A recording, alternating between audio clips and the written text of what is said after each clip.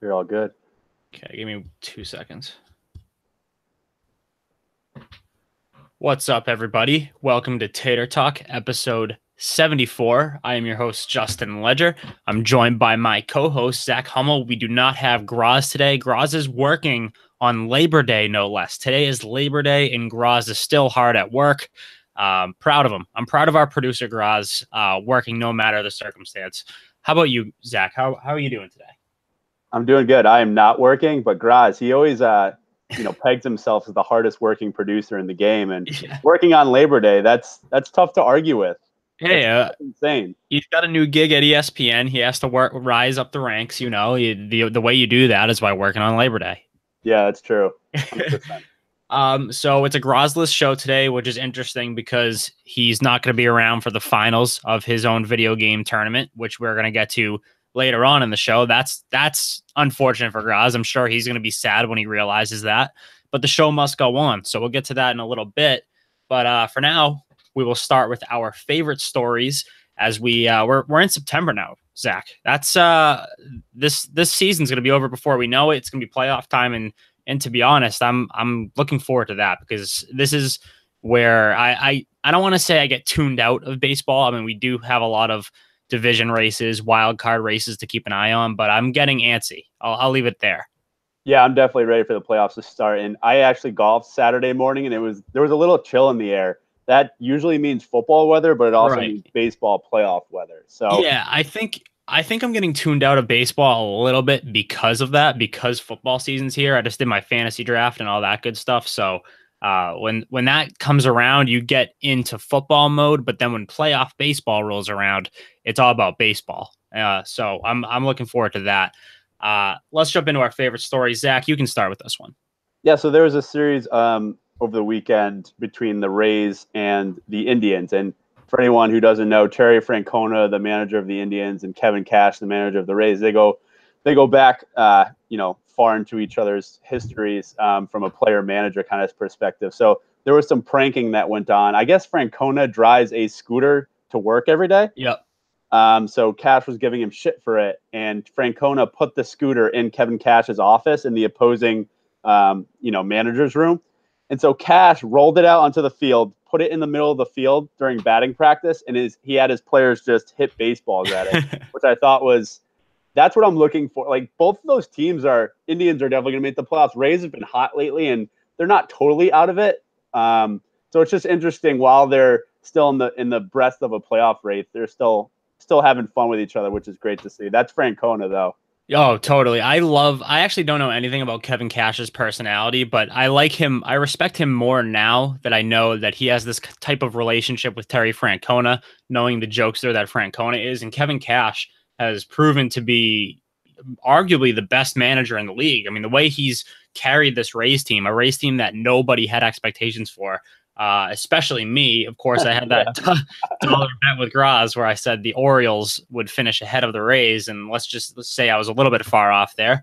Yeah, no, I think Kevin Cash has done some great things, and again, I like to see this laid back, this funny back and forth between him and Francona. By the way, Francona being a scooter guy is the least surprising news of all time. Yeah, that didn't surprise me at all. I can just see him riding down one of the roads in Cleveland, just ready for the ball game. So Imagine just being in shitty ass Cleveland, and then you look at the side of the road, and it's Francona just scooting by, and which with a giant wad of double bubble in his mouth. The thing is, I can picture that, and it's not that far out there. yeah, it's like, is this Francona or is this a bum? Like he Right. dresses pretty crappy too, so it probably would be pretty tough to tell. It would be. It really would be.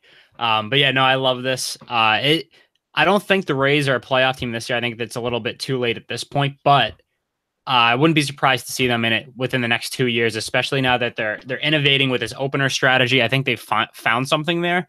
We'll see if they can work that magic in years to come. But I after this year, I really wouldn't rule anything out with the Rays from this point on. My favorite story from the past week is the way that the Atlanta Braves pretty much greeted Daniel Murphy, I'll say. So, give a little background on it. Daniel Murphy has had some comments in the past. I don't want to necessarily call it homophobic, but you can use your own judgment on this one. He pretty much said that he doesn't agree with the lifestyle, but then recently he said things like he has a great relationship with Billy Beane, the A's GM, who happens to be gay. And so that resurfaced recently when Daniel Murphy got traded to the Cubs. And when the Cubs visited Atlanta, the Braves organist started playing "Born This Way" by Lady Gaga, and another couple LGBT. I don't know the initials on that one. That's on me, but you get the point. They played those songs for Daniel Murphy every single time he stepped up to the plate, and I thought that was hysterical. It must it. I don't want to say it threw him off his game because he's been red hot lately, but that must have been in his head at some point. Yeah, I've heard rumors that the Braves organist is really good and does jokes like this. I guess the Red Sox are playing the Braves today, and Evaldi was pitching, and he played some weird like Italian composer named Vivaldi. Oh my god! And someone showed it on the telecast. Evaldi was looking up like, what is this? It was this walk-up music. So the Braves organist will play all this random stuff relating to the guy on the other team that's the bat, and this was great. I mean, Daniel Murphy. Yeah, he's been pretty outspoken about the way he thinks and how he believes some of that stuff. So yeah, I'm glad someone stood up. Leave it to Atlanta. I figured it would be a place like Oakland or someplace a little bit more liberal, but that's cool that the organist did that. I'm gonna have to watch that Evaldi thing because that sounds hilarious. I love when organists do this, like you said with the Braves one. I didn't know he did this all the time, but I remember the Dodgers organist. He plays tribute to. Anytime a celebrity passes away, the Dodgers always seem to do a tribute to them with the organist. So that's always cool to see. But this particular story I found funny. It is September, Zach, which means not only do we have September call-ups and there's 1 month to the postseason and all that good stuff, but we also have the waiver deadline. I think people forget about the waiver deadline pretty often. It takes a backseat to the July deadline, which I think at this point, both deadlines are pretty important. There's some big names getting moved around at this deadline. So I want to go over a few of those real quick. The first one that we'll get out of the way really quickly is Jose Bautista, Joey Bats. The Phillies, he goes from one NL East team to another. He's played for 3 NL East teams this year alone. He was on the Braves to start the year, quickly got released from there, went to the Mets. He actually did pretty decent with the Mets. Now he's on the Phillies trying to help them make their way towards the postseason. So first off, what do you got on Joey Bats heading to Philadelphia? Yeah, Phillies have been struggling. They've been trying to find someone that can fill that spot, give them another bat in their order. They tried it with Cabrera as Drupal. Yeah, I don't think Joey Bats is enough to get them over the hump. I think their pitching has been struggling outside of Aaron Nola. So I don't think the Phillies make the playoffs. So I think this Joey Bats thing is just kind of a couple months to see what he can do. And it's great. Like, I know we were talking about last week, Daniel Murphy just gets picked up because no one puts a waiver claim in for him. Yeah. This deadline is becoming bigger than the trade deadline. Yeah, it's like the same thing. And we might be seeing players that get traded at the trade deadline then get wavered and then get picked up again at the waiver deadline. It is crazy. It is crazy. I don't remember this many blockbuster names getting moved at this deadline in the past. I think teams figured out that this might even be a better time to make deals than July because you have a better idea of where you stand and all that. Obviously, There's more risk involved because if you're a good team, then you have to wait for your turn. Like if nobody else picks them up, then you get your turn to pick. The waivers are if you're not like really following baseball, waivers can get very confusing trying to figure out all the rules and all that stuff. But the point is you can still get a blockbuster deal done at this deadline late in August. Again, a lot of big moves. And another one was the Yankees getting Andrew McCutchen, who is a shell of his MVP self. But Andrew McCutchen's the type of guy who obviously the Aaron Judge went down for the Yankees. And this was a sign that they're not sure when he's going to be coming back. But if you're going to go out and get somebody, I think a guy like Andrew McCutchen is ideal as opposed to some mystery guy who maybe he contributes, maybe he doesn't. I could definitely see McCutchen having some clutch hits down the stretch for this Yankees team to help them in the postseason, to get into the postseason, all that stuff, like in the wild card game, everything like that. Yeah, I thought this was a good pickup, and it was kind of funny. He kept tweeting out like he's got a shave now, which every Yankees player that gets traded to them does. He looks like an alien. Did you see the picture of him? He looks like a 10-year-old. He does. Yeah, it doesn't really fit Andrew McCutchen. He's always been kind of an out there guy and doing his, beating to his own drum. So we'll see how it goes. He's been, like you said, he's been sort of underachieving a little bit this year, so it'll be interesting to see. They also got Echeverria, who they picked up. We'll see how that goes. I mean, that's just a stopgap until they get Didi back. But right, yeah. I don't think these are bad pickups by the Yankees. At least they're doing something. As Red Sox fans, we've been hoping that they would do something, and they've been standing pat. Obviously, they got Kinsler and Evaldi at the trade deadline, but those I liked both moves. I understood both moves, but I was hoping they'd make a move for a bullpen arm. That being said, there really weren't that many good bullpen arms on the market at this waiver deadline. I know Ryan Madsen, this is the next one we're getting into here, went to the Dodgers, and Madsen's been terrible this season. Madsen, I think, was a possibility to go to the Red Sox, but the National League gets first pick with the way these waiver rules are, because Madsen was on the Nationals. I don't know. I think they should have done something, but I think that's easier said than done. yeah, Ryan Madsen, they need another bullpen arm outside of Jansen, who struggled a little bit since they came back. So I think they just needed to bolster their bull. I would have loved for the Red Sox to get a guy like Madsen. I'll tell you that. Yeah. Yeah, the thing with that is I think Madsen's ERA this season is upwards of 5, and I don't know. I still think you take the risk on a guy like that. Madsen's a proven arm, and if he does suck, you just don't use him. I think the upside is so high for Madsen going into the postseason where you're going to need an arm like that I don't really care how much you struggled this year. The pedigree is still there, and I think it's low risk, potentially high reward when it comes to Madsen and going to the Dodgers. Yeah, I agree 100%. Speaking of low risk, potentially high reward, the Brewers finally got another arm, Gio Gonzalez, he's another guy who struggled this season. But it seems like everybody on the Nationals has struggled this season. Maybe it's just a bad vibe in Washington or something. We often see these guys get revitalized when they go to a contender. And I said that about Cole Hamels, who is obviously a different talent than Gio Gonzalez. But I could see it happening to Gio Gonzalez in Milwaukee as they try to make it into the postseason. As of today, if the season were to end today, they'd be a wild card team. So I could see him helping out there. Curtis Granderson, a veteran who can lead that clubhouse if they make it into the postseason. He went to the Brewers as well. So I think these are nice additions that can help a team down the stretch.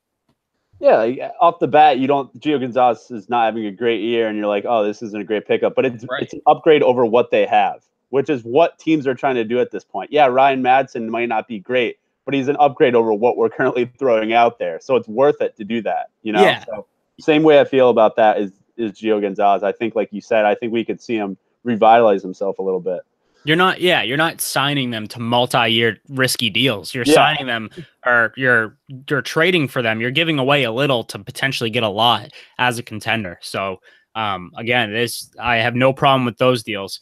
The Indians, this was a big one too. This is one that I really don't know what to expect, but it has the potential of being, maybe we might look back and talk about this as the biggest addition of the season. The Indians got Josh Donaldson.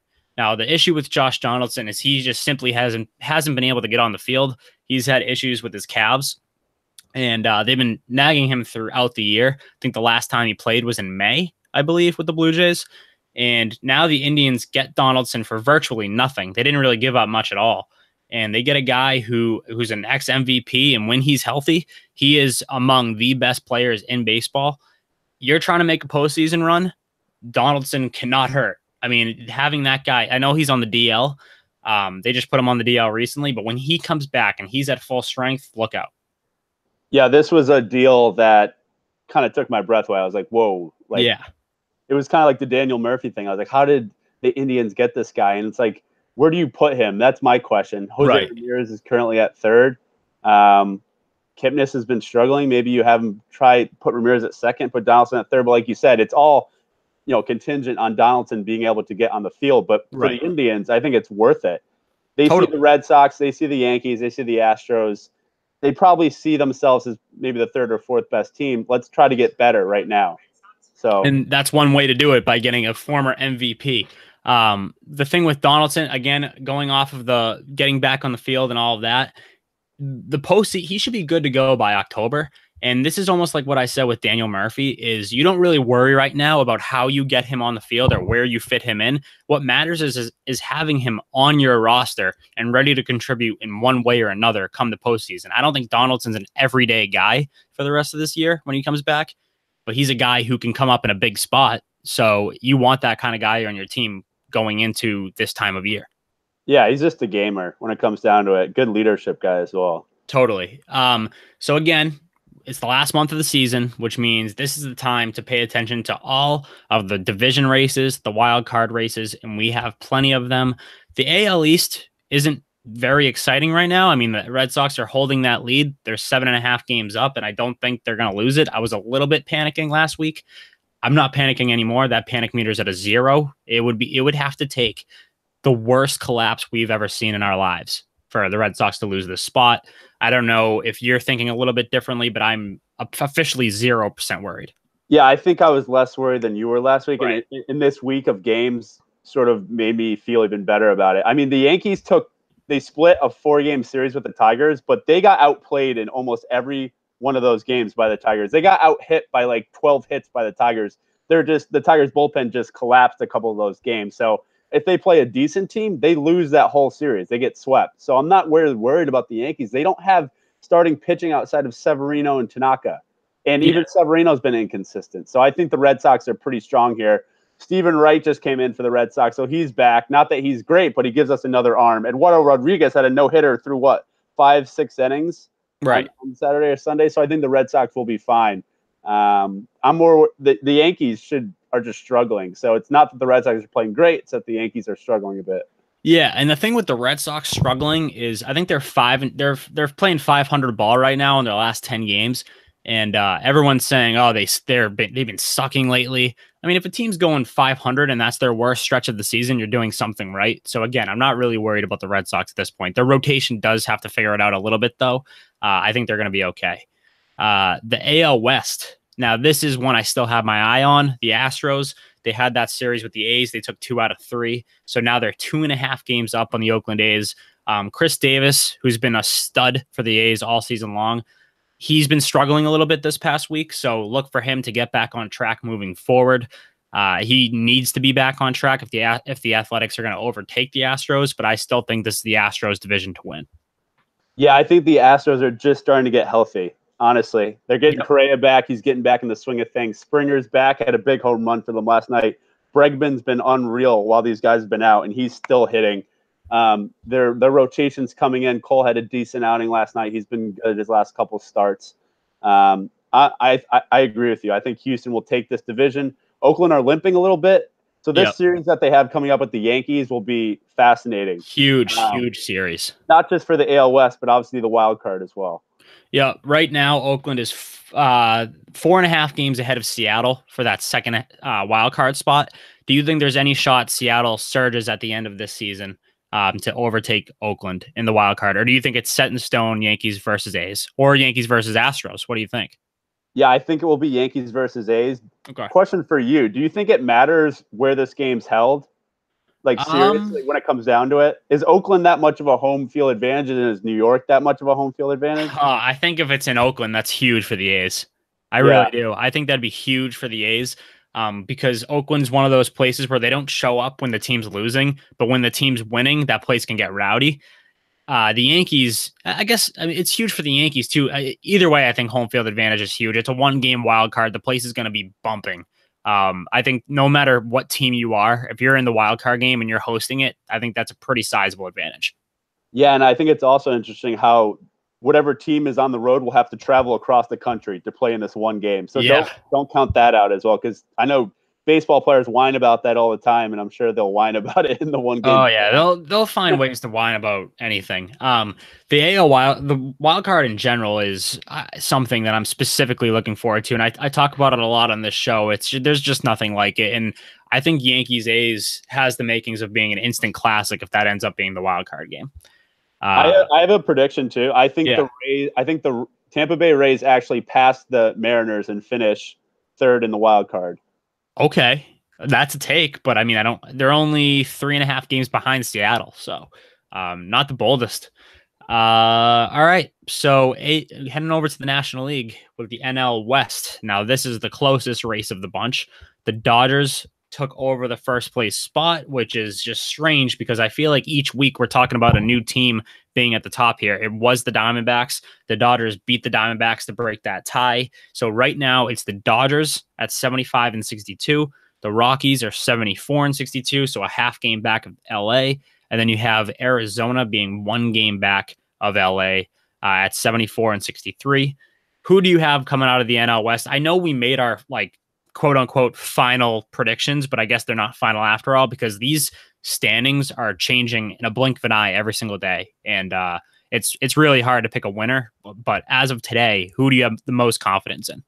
So I think Arizona actually outplayed the Dodgers in that series. They just got lucky at the end of games with just huge walk-off hits. Matt Kemp had, I think 2 days in a row, he had a walk-off hit for them. So the Diamondbacks, it's just one of those things, a flippable coin. How many NL West teams do you think make the playoffs? Is it just whoever wins the division, or do you think one of those secondary teams comes up and bites the Cardinals or even Milwaukee? I'm gonna say, I think only one. Me too. I think the division winner, and the only reason I say that is because the NL Central is so talented too. Like the Brewers and the Cardinals have been on absolute tears, and I wouldn't rule those teams out at all. So, and especially with the Brewers, with the way like Christian Yelich has been playing, like he's been playing out of his mind. There's too many guys on both the Brewers and the Cardinals who are having amazing stretches right now that it's hard for me at this moment to pick against them. I heard a stat yesterday during one of the Rockies highlights that they still have 10 games left versus the Dodgers and the D-backs. Yeah, that's tough. So that'll be huge. Yeah. Are you a Rockies believer right now? Because I can't get a read on this team at all. They're having an unreal year. Shout out to my guy Trevor Story. Yep. I mean, he's got to be talked about as one of the best shortstops in the league right now. Right now, yeah. But I just don't think they have the starting pitching. I just don't think they do at this point. So I would in my power rankings right now, I'd go Dodgers, D-backs, Colorado. How about Clay Buchholz? We talked about him in the rapid reactions, but he's been pretty damn good. I know he lost that game to the Dodgers last night, but what is going on with Clay Buchholz? Why is he suddenly producing as like a top of the line arm again? I don't know if it's just like the NL West is. I have one of these things where a pitcher goes to the NL and they were in the AL East and they just pitch better. It's like, oh, they're in a shittier division. But I think the NL West actually has some legit hitters. So it's crazy. He's back to his old stuff, it seems like, at least. Yeah, I mean, good for him. I'm happy for him because he had a bad go of it in Boston. Nobody, when he blew a game, it was the #1 trending topic on Twitter because of just how shitty he was with the Red Sox for his last couple seasons. And he obviously had issues with health too, so that doesn't help either. So those are all the races, and we'll be updating those for the rest of the month because that's, like I said, the most intriguing topic as we finish up the regular season. Another pretty intriguing topic was this past week, or I think it was like two days ago. I don't know if it was, when did this happen? The Joe West, when he took away that pitcher's cheat sheet on the Philadelphia Phillies. I think it was Saturday night or Friday night. Okay, I knew it was like at least a couple of days ago. This turned into kind of a controversy because I think the MLB said that they made a mistake taking away the cheat sheet, but then I think Alex Cora in an interview said that you couldn't do it. Like, I don't know. I'm hearing mixed things about this. What was your takeaway from it? Yeah, I agree with you. I don't think anyone sort of knows what's going on because there's not like a set rule on it. I mean, maybe there is, but is it one of those like unpronounced rules in baseball that we always talk about that it's not written in the rule book, but like you know not to do it? I don't know. I kind of my take on this is I think pitchers should be able to have a cheat sheet as long as it doesn't slow down the game and they're like checking every pitch to see like, oh, what is this guy like in a 1-1 count? Like maybe when each batter starts, quick look and then pitching. But if it slows down the game, I don't want it at all. I think you should be able to have a little bit of a cheat sheet or a scouting report out there. I'm on the same page as you. I think it's fine, when the batter's stepping up to the plate and they're doing their own routine, how they take a deep breath, they mess around with their batting gloves, all that stuff. If you're taking it out then, that's one thing. But it's like you said, if they're doing it every pitch, like, okay, 1-1 count, he bats 230 in these counts, he hates the ball low, like all that shit, then it's taking it a little too far. But if it's not slowing the game down, I really don't see the issue because all you're really doing, it's like having, it's like when your teacher or your professor, whatever, tells you you can have flashcards for the test, and it's just fill out like the flashcard as much as you can, write as much as you can on it. That's pretty much what I think about with this. Yeah, it's like the same thing as the shift. Like the guys have to move because there's a scouting report over it, Yeah. you know? And it's Yeah. leave it to Joe West though to come out there as a hardo and just be like, I got to take that from you. It's like, Yeah. As soon as I heard this story, I didn't even read that it was Joe West, but I assumed it was Joe West. Yeah, exactly. Nobody likes Joe West. None of the players love like Joe West at all. That guy is such a tool bag. Have you heard his country album? No. It is hilarious. Thank God I haven't. It is so funny, the fact that Joe West has a country album. But let's move on to rapid reactions. We're flying right along here. And I feel like this is what the episodes are going to be like as we enter the postseason. I don't want to say we're mailing it in, but let's just say we're very ready for the playoffs to start. Rapid reactions. Let's run through some of the other topics of the past week, and we only have 1 minute to do so. So I'm going to start the timer, Zach, at the count of 3. 1, 2, 3. The St. Louis Cardinals hired Mike Schilt as their new manager to replace Mike Matheny. Thoughts on that? Good for him. He's turned them around. He has. He's been very good for them. Max Scherzer, Aaron Nola, Jacob deGrom are all deadlocked for the NL Cy Young. Who's your pick? DeGrom, if his team was better, would be my clear pick. I'm actually going to go for Nola. I think the Phillies would be terrible without him. 100% agree. How about NL MVP? Who you got there? This one's tough. I'm going to go Baez just because I've been on him all year, but there's like a couple guys that I wouldn't argue with. Christian Yelich cycle. We've talked about cycles in the past. What were your thoughts on his? Yeah, just adding to his unreal season. Could be an NL MVP candidate, honestly. He's actually breaking into this conversation very quickly. Any other exciting September storylines that you're following specifically?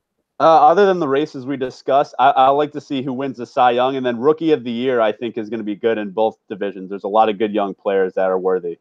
All right. That was a minute on the dot. We killed that. We had some difficulty with that these past couple episodes. Like it's difficult to do everything under a minute, but I think that was our best performance yet. So good job. Definitely. All right. Moving on to duds of the week and when you're hot, you're hot. This is another thing. We only have I want to say 3 or 4 more duds and when you're hot, your hots of the week ever. And then, like I said, next season, we're going to move on to duds of the month and when you're hot, your hots of the month. So, and we're not going to be doing them in the postseason either. So it's almost the end of the duds of the week and when you're hot, you're hot. So let's make them a good one. Starting with the duds, I will go first here. Mine is Miguel Sano of the Minnesota Twins. People forget that he played in single A to start the season, and he was supposed to be the next big thing in Minnesota. He is garbage. He has the pop. He's just such a bad all-around player. Like, he's not good at anything except hitting home runs. He's pretty much another Chris Davis. So Miguel Sano is my dud of the week. I really thought he'd be a star in this league, but he has been anything but.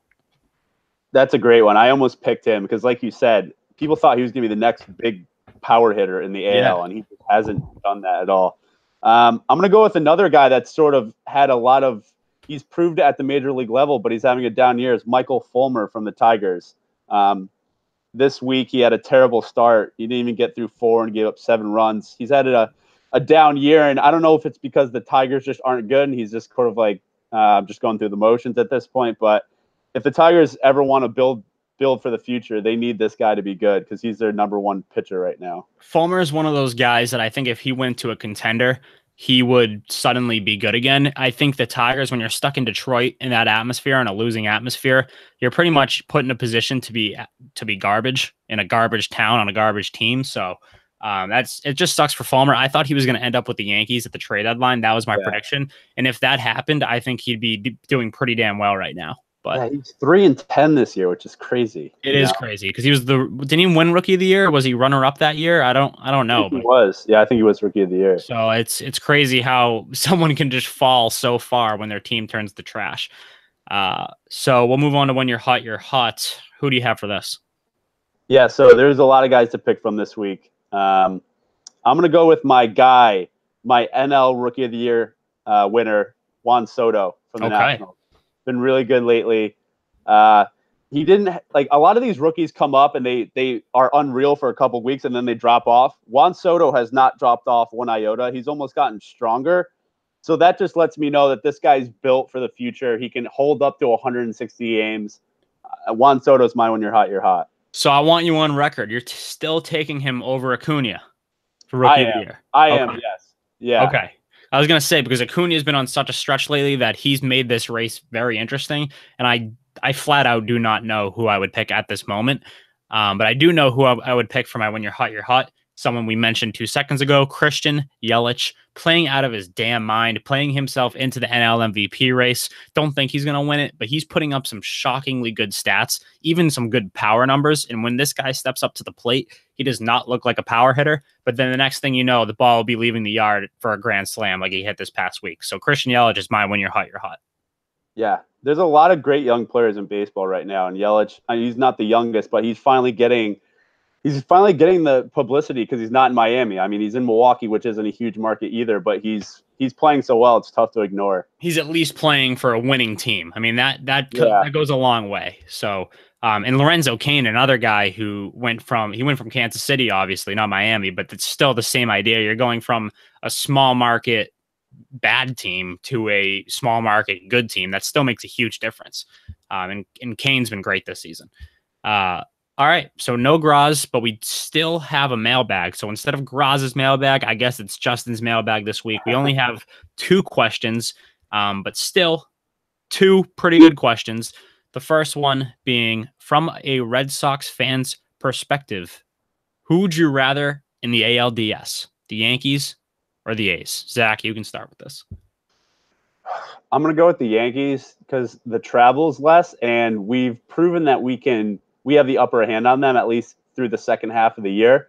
I think the Yankees are struggling. I think, like I mentioned, the Tiger series this last week, they should have lost every one of those games, and they only won because the Tigers bullpen blew it. So I would rather play the Yankees right now than the A's. I am 100% on the same page as you. I have been saying for weeks now that I want no part of this A's team. I don't really care how much they've slowed down in the past week or so. There's magic surrounding this team. I avoid those types of teams as much as I possibly can. The Yankees clearly do not have any magic surrounding them right now. They're holding their head above water as much as they can before this season ends. I want no part of the A's. Give me the Yankees in a series. I think the Red Sox would demolish the A's in a series. Yeah, me too. The next question, it kind of just builds off this one. Now, we both picked the A's. Now, assume that the Yankees are at full health. Everybody is healthy. Are you still picking the A's? Aaron Judge is healthy. Because health, I know we shit on the Yankees for being just bad lately. A lot of it has to do with injuries. So assume 100% good health. You're still picking the A's? I think I would still pick the A's because I don't think the lineup's an issue for the Yankees right now. They're scoring a lot of runs. They just can't get anyone out. And who do they have injured from the rotation right now? It's pretty much is who it is at this point. Right. Like, I'm not worried about J.A. Happ. Yeah, exactly.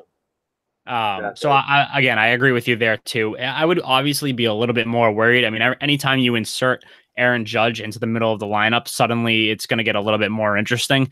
I'm still not picking against a team that has magic going for them. Get the A's out of my face. I want them eliminated from the wild card game, or else I'm going to be a little bit nervous. Okay, so that was our very, very brief mailbag. Let's keep rolling right along and get into Graz's video game tournament that he is not here for the finals. It is Pablo Sanchez in the finals versus Ken Griffey Jr. Obviously, Pablo Sanchez from Backyard Baseball and Ken Griffey Jr. from multiple self-titled games. We have, before we get into this, we have Tuma leaving a voicemail, and he's obviously arguing in favor of Pablo Sanchez. So here is Tuma. He was originally going to come on the show, but he got a nice voicemail for us. So Tuma, take it away.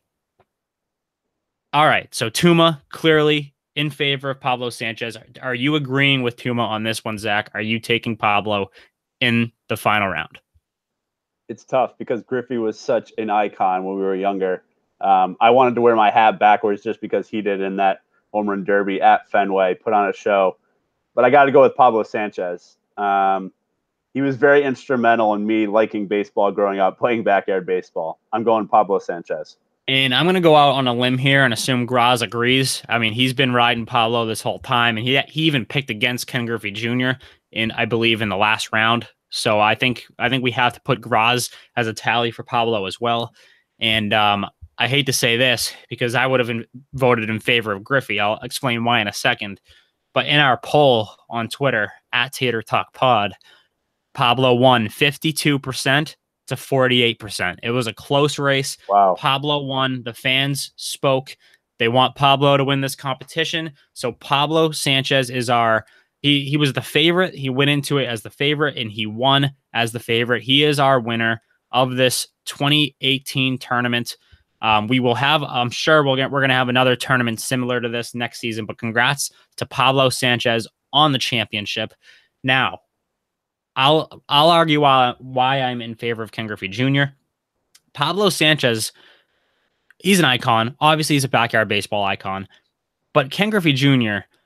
they didn't name backyard baseball after, they didn't call it Pablo Sanchez's backyard baseball. Ken Griffey Jr. had games named after him. He's a real life person who also happens to be a character in his own game that is based off of Major League Baseball. Not only that, but Ken Griffey Jr. is in all the backyard baseball games. So Ken Griffey Jr. covers all the bases. He would have been my pick. He's the most marketable baseball player of all time. That's why I would have voted Ken Griffey, but I respect the Pablo pick. And if anything, I think I just wanted to play devil's advocate on that because I hate when favorites win anything. So I think that's where this stems from. Either way, I got to tip my cap to Pablo, an all-time legend. One other point I have to make about Pablo is I think in the scheme of this bracket, in the atmosphere of it, we should be picking. I almost picked Pablo because he's not a real player and someone just created him out of thin air, and that's what really video games are about. It's just exactly picking a character like that. So I just think it fits Pablo. Yeah, I have no problem with Pablo winning this competition. I think we all went into this knowing that he was going to win it all. He was a heavy, heavy, heavy favorite. And Ken Griffey Jr. put up a fight. I'll give you that. Like the poll was 52 to 48. That's a close poll. So it is, yeah. We'll give credit where credit is due there. But Pablo went in and crushed the competition on this one. I definitely want to have another tournament like this. We'll figure out a topic for it, but next season we'll have a more elaborate, more organized tournament for sure to go at least a month or two. I think this one dragged on a little bit too long. But we'll do something interesting next year. So that's something to look forward to for the 2019 season. We don't have a one last thing. Do you have a one last thing for us? Because Graz never left us with a one last thing, which is a little bit sad. Makes us leave on a sad note. But I don't know if you have anything to play us out here. Yeah, my one last thing would be don't forget about baseball now that football started. The playoffs are kicking up. Things are going to be happening. Things are going to be decided finally. Stay tuned. I can't top that. I can't back that up enough. So that would be my one last thing as well. Be sure to check us out on Twitter at Tater Talk Pod. Like us on Facebook. Follow us on Instagram at Tater Talk Pod.